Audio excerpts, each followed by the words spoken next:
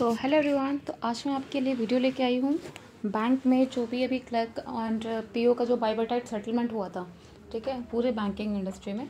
तो उनमें क्या क्या चेंजेस हुए हैं इसमें, ठीक है। तो उनमें से एक चेंज मैं बताने वाली हूँ आपका ड्यूटीज़ के रिगार्डिंग। तो सैलरी तो इंक्रीज़ हुई है और कुछ पर्क्स वगैरह भी ऐड हुए हैं, लेकिन उसके साथ साथ ड्यूटीज़ में भी कुछ चेंजेस किए गए हैं।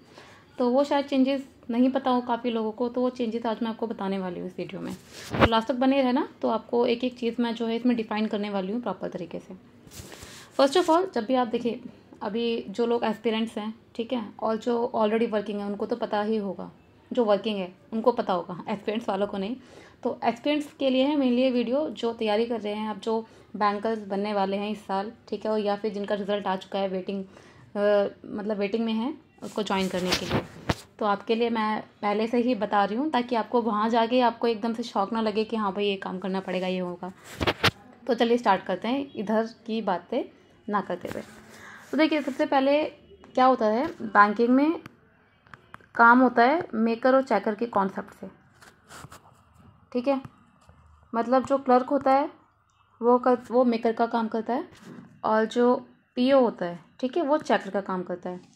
तो कुछ कुछ पावर डिफाइंड होती हैं, ठीक है। लाइक क्लर्क की कुछ पावर होती है, साथ में पीओ की कुछ, जो मैनेजर होगा आपका उसकी कुछ होती हैं, ठीक है। स्केल 1, स्केल 2, स्केल 3 होता है ना इस टाइप से। तो जो ब्रांच मैनेजर होता है उसकी 100 पावर होती है, like he can do anything, ठीक है, वो कुछ भी काम कर सकता है अपने पावर के अंडर। तो ऐसे ही 20, 40, 60 इस तरीके से पावर डिफाइंड होती है। तो जो बैंक में अभी तक क्या था कि क्लर्क का काम कुछ ही था, मतलब एक लिमिटेड पोर्शन में था, लाइक उसको पेमेंट करनी है, ठीक है, ट्रांसफ़र हो गए, आरटीजीएस, नेफ्ट और चेकबुक एंट्री, मतलब एक तरीके से ये मिसलेनियस में लेती हूँ मैं तो ये, ठीक है। चेकबुक, एटीएम, आपका नंबर ऐड करना, ठीक है, और काफ़ी इंटरनेट बैंकिंग वगैरह, तो ये सब जो है मिसलेनियस के अंदर आता है। तो ये काम था, ठीक है। इसके अलावा जो बाकी काम होते थे लाइक अकाउंट ओपनिंग, ठीक है, एंड ये मैं अपने पीएनबी का बता रही हूँ, ठीक है। बाकी और भी बैंक्स में सिमिलर कॉन्सेप्ट है, लेकिन कुछ कुछ बैंक्स में जो है थोड़ा डिफरेंट है। तो और जो अकाउंट ओपनिंग आप बोलते हो, ठीक है, अकाउंट ओपनिंग ऑफिसर के अंडर आता है, ठीक है, यानी कि ऑफिसर की आईडी से होता है वो, क्योंकि जो भी हम काम करते हैं वो अपनी आईडी सबकी सेपरेट बनी होती है। तो जो हम खोल सकते हैं, लेकिन जो आईडी लगती है, लाइक रिस्पॉन्सिबिलिटी जो अकाउंट ओपनिंग की होगी वो होगी पीओ की, ठीक है। लाइक जो आप ज्वाइन करोगे ना एज एन पीओ, तो उनकी रिस्पॉन्सिबिलिटी होती है, क्लर्क की नहीं होती है। ये था आपका वेल डिफाइंड जो भी आपका काम था पहले, ये पहले था, ठीक है, बिफोर बाइपरटाइट सेटलमेंट। लेकिन अब जब बाइपरटाइट सेटलमेंट आपका अभी फिक्स हुआ है, देन कुछ चेंजेस हुए हैं। तो इन चेंजेस में कुछ काम जो है इसमें बढ़ा दिए गए हैं। जो काम ऑफिसर करता था, मोस्टली मैं तो ये बोलूँगी सारे ही काम क्लर्क के अंडर जो है आ गए हैं वो काम। तो उन कामों में जो है एक आपका स्कैनिंग हो गया, ठीक है। स्कैनिंग, मैम स्कैनिंग क्या है, किस चीज़ की स्कैनिंग? स्कैनिंग आपके सिग्नेचर्स की। लाइक आप देखते हो ना कि जब आप पेमेंट लेने जाते हो किसी बैंक में या ट्रांसफ़र देने जाते हो, तो वो चेक करते हैं कि अगर आपने चश्मा लगा रखा है, चश्मा हटवाने के लिए, मास्क लगा रखा है तो मास्क हटाने के लिए, बिकॉज़ वो अपने सिस्टम में जो फ़ोटो लगी होती है वो फ़ोटो चेक करते हैं आपसे। तो जो फ़ोटो लगी होती है ना, उसी की स्कैनिंग करनी होती है, जो आप डॉक्यूमेंट देते हो अकाउंट ओपनिंग के, तो उस चीज़ की स्कैनिंग। तो ये भी आईडी से होती है, ठीक है, ऐसे नहीं कि अलग से है, ये भी आईडी से होती है। तो अभी तक क्या था कि क्लर्क के अंडर नहीं था ये, ठीक है। तो अभी तक क्या था, ये क्लर्क के अंडर नहीं था। लेकिन जो क्लर्क लोग करते थे, मतलब हमारी आईडी लेकर, यानी कि पीओ की आईडी लेकर तब करते थे वो। लेकिन अब ये काम भी इनके अंडर आ गया है, क्लर्कल स्टाफ के अंदर आ गया है कि वो अपनी आईडी से अब कर सकते हैं, ठीक है। एक तरीका ये था कि मतलब क्या होता है कि जब स्टाफ ठीक नहीं होता ना, तो क्लरिकल स्टाफ बोलता है कि हम नहीं, मैं नहीं कर रहा या मैं नहीं कर रही, ठीक है, आप कर लो जो करना है, क्योंकि उनकी रिस्पॉन्सिबिलिटी नहीं थी स्कैनिंग की। वो तो आप थोड़ा अगर ठीक बिहेवियर है आपका, ठीक है, ठीक से स्टाफ में मतलब कंपैटिबिलिटी है, तो उस तरीके से हम कर लेते थे। लेकिन जब ये सब नहीं होता है ना, तो बात यही आ जाती है। लेकिन अब वो मना नहीं कर सकते हैं, तो अब क्लरिकल के अंडर आ गया है। दूसरा आपका स्टेटमेंट, जो स्टेटमेंट चाहिए होती है ना आपकी आईटीआर के लिए, आईटीआर फाइल करने के लिए, तो उसमें भी आईडी का काम होता है। तो बैंक में जो मेन काम है ना, सारा आईडी के रिगार्डिंग होता है। जिसकी आईडी है वो रिस्पॉन्सिबल है उस चीज़ के लिए, ठीक है। तो ये भी पहले क्लरिकल के अंडर नहीं आता था, अब ये भी जो है क्लरिकल के अंडर आ गया है।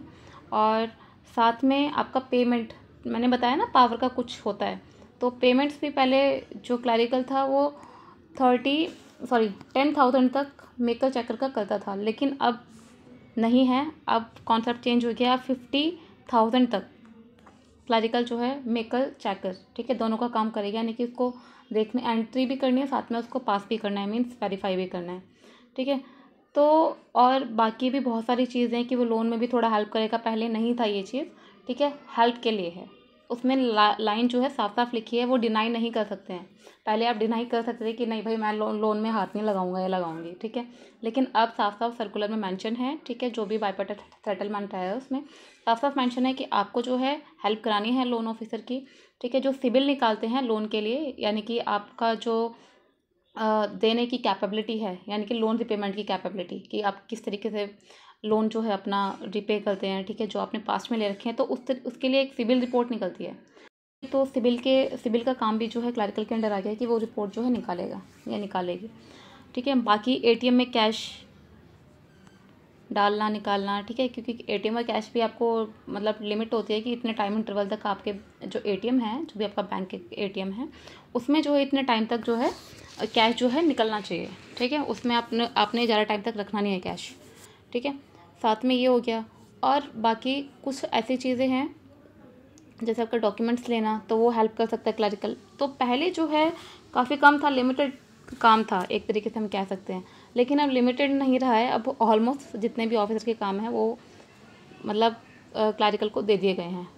तो ओवरऑल जो भी पीओ लोग बनने वाले हो ना, तो आप लोग क्लरिकल से हेल्प ले सकते हो। अब मैं ये नहीं कह रही कि क्लरिकल का कि भाई क्लरिकल सारा काम करेगा, आपको अपने टाइम लिमिट में ही काम करना है, ठीक है। मैं दोनों लोगों के लिए बोल रही हूँ, पीओ के लिए भी और क्लरिकल के लिए। अगर आप दोनों के बीच में बिहेवियर अच्छा होगा, ठीक है, अच्छी कॉम्पैटिबिलिटी है, तो कोई इशू नहीं है, मिल बांट के सब काम हो जाता है। लेकिन जिस ब्रांचेस में बहुत ज़्यादा चलता है ना इशू कि हाँ भाई ये तेरा काम, ये मेरा काम, मैं ऐसे नहीं करूँगा, मैं ऐसे नहीं करूँगी, तो वहाँ पे इश्यूज थोड़े क्रिएट हो जाते हैं। वहाँ पर फिर क्लर्क भी बोलता है भाई मेरा 5 बजे का टाइम हो गया, मैं निकल रहा हूँ बैग उठा के, ठीक है, तो वहाँ पर पीओ भी उस चीज़ के लिए कुछ बोल नहीं सकता है। तो ब्रांच में जो है थोड़ा मिल बांट के काम करना पड़ता है, तो ऐसा कुछ नहीं है कि हाँ भाई वो नहीं करेगा, अगर आप ठीक से रहोगे तो सारी चीज़ें जो हैं इजीली हो जाती हैं। तो मैंने बस आज ये वीडियो आपको इसी चीज़ के लिए बताया था कि मतलब आपको पता चलेगी कि हाँ भाई क्या क्या काम है, किस तरीके के काम होने हैं, ठीक है।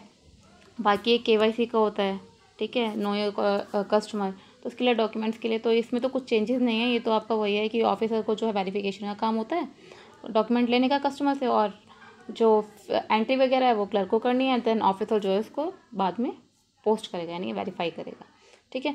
तो इस तरीके के काम होते हैं। बाकी काम तो बैंकिंग में बहुत अनलिमिटेड है, ठीक है, जो कि मैं अभी बता भी नहीं सकती, लेकिन जो आपका मोटा मोटा जो काम है, ठीक है, जो बेसिक वर्क है वो मैंने आपको बता दिया है कि इस तरीके से काम जो है होना है, उस तरीके का क्लर्क का काम है, और ये जो है पीओ का काम है। पीओ की तो रिस्पॉन्सिबिलिटी होती है पूरी ब्रांच की, ठीक है, लेकिन क्लर्क के ऊपर रिस्पॉन्सिबिलिटी वाली कोई चीज़ है नहीं, ठीक है। ऑल दो चेक्स वगैरह का उनको ध्यान रखना पड़ता है कि हाँ भाई ये पेमेंट आपके एंट्री से हुई है, तो कुछ दिक्कत ना हो, ठीक है। लेकिन जो पीओ होता है उसके ऊपर रिस्पॉन्सिबिलिटी होती है पूरे बैंक की, ठीक है। एटीएम का जो कैश है आपका ब्रांच में क्या है, कैश कितना जो है ब्रांच में लिमिट होनी चाहिए कैश की, ठीक है। बहुत सी चीज़ें हैं जो मैं एक वीडियो में बता नहीं पाऊँगी, जो आप लोग ज्वाइन करोगे ना तो आपको ये सारी चीज़ें पता चल जाएंगी।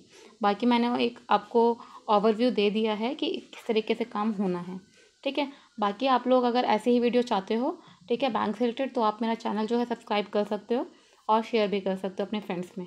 और जो लोग अभी प्रिपरेशन कर रहे हैं, तो मैंने एक प्लेलिस्ट बनाई हुई है अपने चैनल पर, तो आप उस प्लेलिस्ट को जो है फॉलो कर सकते हो। स्ट्रैटेजी के लिए मैंने पूरी कंप्लीट स्ट्रैटेजी जो है उसमें मेंशन की हुई है, इंग्लिश, रीजनिंग, क्वांट एंड आपका जीए, ठीक है। तो सबका जो है मैंने डिटेल स्ट्रैटेजी बनाई हुई है, आप वहाँ पर जो है देख सकते हो इन वीडियोज़ को जाके।